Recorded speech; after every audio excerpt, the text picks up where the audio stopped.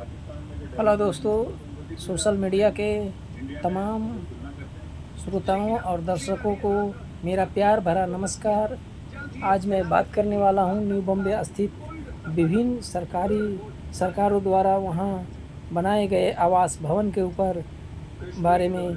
वहाँ आसाम सरकार के द्वारा आसाम भवन खोला गया है वासी स्टेशन के बगल में ही न्यू बॉम्बे का, जो कि वहाँ ट्रांस हार्बर लाइन का ट्रेन और हार्बर लाइन का ट्रेन जाता है। आने जाने की सुविधा अच्छा है। तो आसाम सरकार के द्वारा आसाम भवन, राजस्थान सरकार के द्वारा राजस्थान भवन, यूपी सरकार के द्वारा यूपी भवन, एमपी सरकार के द्वारा एमपी भवन, हर स्टेट के राज्य सरकारों के द्वारा वहाँ अपने अपने राजनयिकों के और वहाँ के निवासियों के जो लाचारी मजबूरी में आते हैं, मरीज लोग आते हैं, उनके लिए रुकने के लिए व्यवस्था किया गया है। तो इसी सिलसिले में मैंने इंक्वायरी किया कि बिहार और झारखंड के लिए भी किसी तरह का आवासीय का व्यवस्था किया गया है क्या। तो मुझे साफ पता चला कि बिहार और झारखंड का वहाँ कोई भी आवासीय भवन नहीं है। बिहार भवन था जो कि दशकों पहले लालू जी के टाइम में ही बंद कर दिया गया। तो यह कितनी बड़ी विडंबना है। मैंने वहाँ मिलने वाली सुविधा के बारे में इंक्वायरी किया।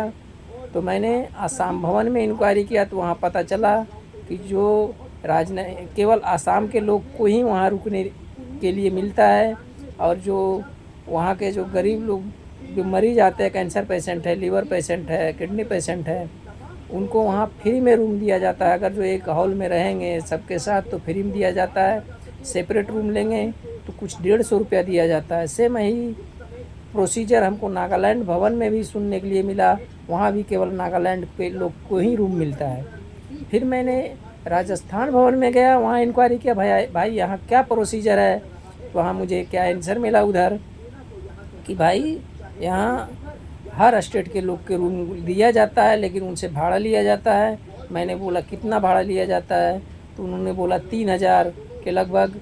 तो मैं बोला कि ठीक है, राजस्थान के लोग के लिए कुछ छूट है क्या। तो बोला नहीं, जो पेशेंट लोग आते हैं वहाँ से डॉक्टर लोग रेफ़र किया, kidney patient, liver patient, cancer patient, वो लोग को 440 रुपया 24 आवर का रूम रेंट लिया जाता है। फिर मैंने एमपी भवन में गया तो मैं पूछा भाई क्या यहाँ फैसिलिटी है। तो वहाँ पता चला जो किसी को भी वहाँ भी रूम मिलता है हर आदमी को, लेकिन एक रूम का 4000 लेते हैं, 24 आवर का लग्जरी रूम है। और वहीं जो सांसद विधायक है उनको 30% डिस्काउंट है। अब आया मैं यूपी भवन। यूपी जनसंख्या और क्षेत्रफल के लिहाज से भी बड़ा स्टेट है, और वहाँ सांसदों और विधायकों की भी संख्या ज़्यादा है। उस हिसाब से यूपी भवन हमको देखने में ही बाहर से छोटा लगा। मैंने वहाँ इंक्वायरी किया कि भाई यहाँ क्या फैसिलिटी मिलता है, कोई भी आ सकता है क्या। बोला नहीं, यहाँ तो ऐसे भी उतने बड़े स्टेट के लिए मात्र 12-13 रूम है। मैं वहाँ के कर्मचारियों से पूछना नहीं ठीक लगता है, उनको भी ड्यूटी है। जो आ जा रहे थे उधर, उन लोग से मैंने पूछा कि कल हो के वो लोग को कोई दिक्कत नहीं हो, इसीलिए कोई भी आवासीय भवन में गया तो वहाँ कर्मचारियों को मैं ज़्यादा डिस्टर्ब नहीं किया और ज़्यादा अंदर नहीं गया, ज़्यादा शूटिंग नहीं निकाला। चूँकि देश का माहौल ख़राब है, कुछ लोग संसद भवन में हाल फिलहाल आप लोग को सुनने में आया घुस गए हैं, तो किसी को बेचारे को मुसीबत मत दो, रिकॉर्डिंग निकाल के चलाओ, कल उसके ऊपर इंक्वायरी होगा। मैंने बाहर का कुछ वीडियो अपना फ़ोटो निकाला तो वहाँ जो सुनने के लिए मिला वो भी चौंकाने वाला तथ्य लगा। उन्होंने बोला नहीं, जो नेता विधायक प्रेजेंट टाइम के विधायक सांसद है उनसे मात्र 700 लिया जाता है, और जो पूर्व विधायक है उनसे एक नाइट का 4000 24 आवर का लिया जाता है। तो समझ में नहीं आता कि ऐसा नहीं, नागालैंड, असम, उड़ीसा बहुत बड़े अमीर स्टेट है, उन्होंने पेशेंट से मात्र 150 रुपये लेते हैं, वो भी सेपरेट रूम लेने पर। अगर जो सार्वजनिक रूम में रहते हैं तो उनको फ्री में रहने का व्यवस्था है। आसाम में चलो भाई, वहाँ के निवासियों के लिए 440 रुपये कोई बड़ी चीज़ नहीं है। सरकार एक फ़ायदा उठा रहा है, चलो रूम खाली रहेगा, इससे अच्छा कोई भी आता है तो उसको भाड़े से दे दो। लेकिन बिहार के और झारखंड का भवन का निर्माण ही नहीं किया। बिहार का जो भवन था भी उसको बंद कर दिया गया। वहीं सरकार नीतीश कुमार ने मुँह मांगे बहुत तेज़ी से धड़ल्ले से इस बार वहाँ के विधायकों का पेमेंट बढ़ाया। वहाँ को मंत्रियों सांसदों का फैसिलिटी भरपूर मिलता है।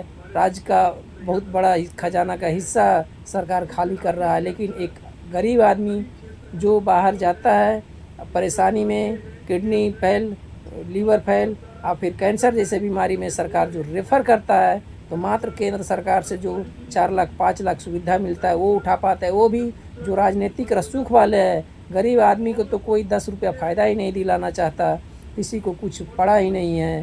तो बिहार सरकार ये जो मरीजों के लिए अनदेखी कर रहा है, इसका ये बहुत गलत कर रहा है। हर लोग, बिहारी लोग ये चीज़ महसूस कर रहे हैं और लाचार में कोई यूट्यूबर, फेसबुक चलाने वाला अपने संतुलन खो बैठता है, थक हार जाता है, कुछ अनर्गल चीज़ डाल देता है, तो बहुत पब्लिक को भी लगता है कि ये उल्टा सीधा बोल दिया, इसके ऊपर कार्रवाई किया जाए। हर आदमी एक जैसा नहीं होता है, थक हार के कोई आदमी कानून में हाथ में ले लेता है, तो कोई अनलीगल पोस्ट डाल देता है।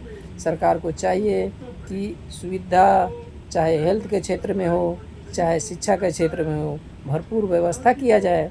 अगर जो कोई हाई प्रोफाइल भी आदमी हो, अगर जो 15,000 20 लाख उसको इलाज का खर्चा आ गया तो भी तो गरीब ही हो गया। मिडिल क्लास का भी है तो भी तो गरीब ही हो गया। अगर जो मिडिल क्लास का भी आदमी है और कोई गंभीर बीमारी से ग्रस्त है, सरकार को उसको एक गरीब फैमिली के जैसा ही सारी सुविधा देना चाहिए।